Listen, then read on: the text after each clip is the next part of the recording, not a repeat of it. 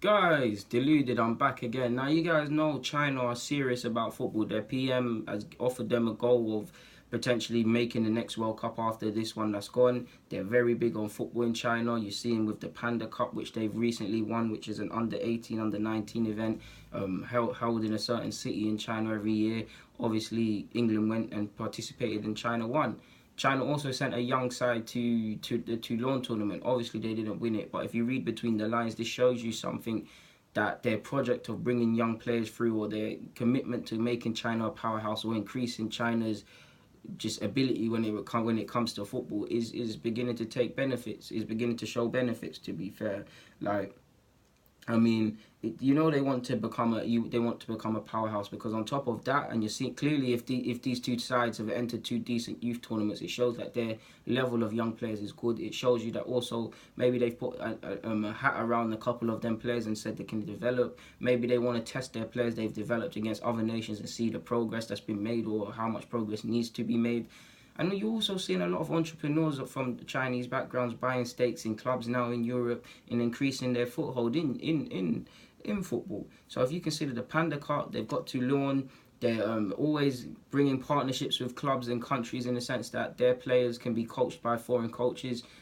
So obviously putting more higher quality sessions, and club partnerships where they send out coaches to improve their coaches, so that their coaches, rather than have to constantly need foreign coaches, are of the standard. If they're of the standard, they can put on better coaching sessions for the players. The players have more of a chance of developing and gaining an added understanding.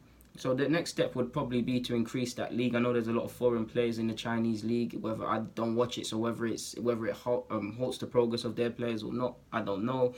But then the next step would probably be to make that more competitive league and things like that. Bring that up. Possibly do what Saudi Arabia did, get a number of the young Chinese players on loan to a lot of Spanish clubs or European clubs, to so they can train the European way, play the European way, and it helps the standard. Because even, I can't remember the guy's name, but the guy who played for Saudi Arabia at the World Cup, he didn't feature too tough for, I think it was Villarreal. Don't quote me. Didn't feature too tough for Villarreal. It's bound to have helped him when he went back to his homeland or to play for his nation. So yeah, obviously they did appear in the World Cup in 2002, and no doubt it's 2018. They want to. That's 16 years. They want to be back in that, essentially. So yeah, man.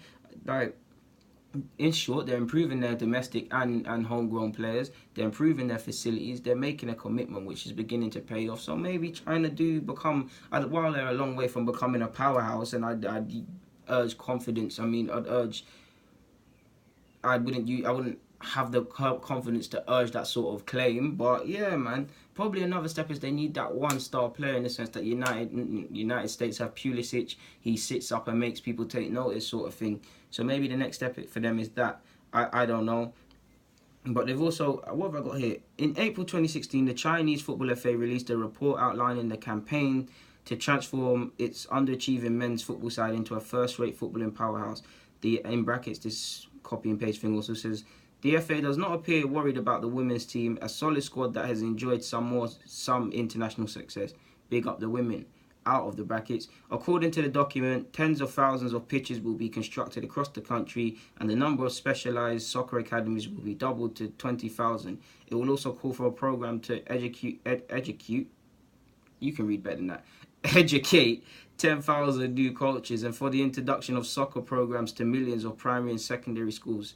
I mean, I've essentially said that's what they should do, and I've essentially given you guys them points. I mean, I haven't read that. I didn't read that properly. I just brought that so I could have a point of reference to say at the end, like you guys.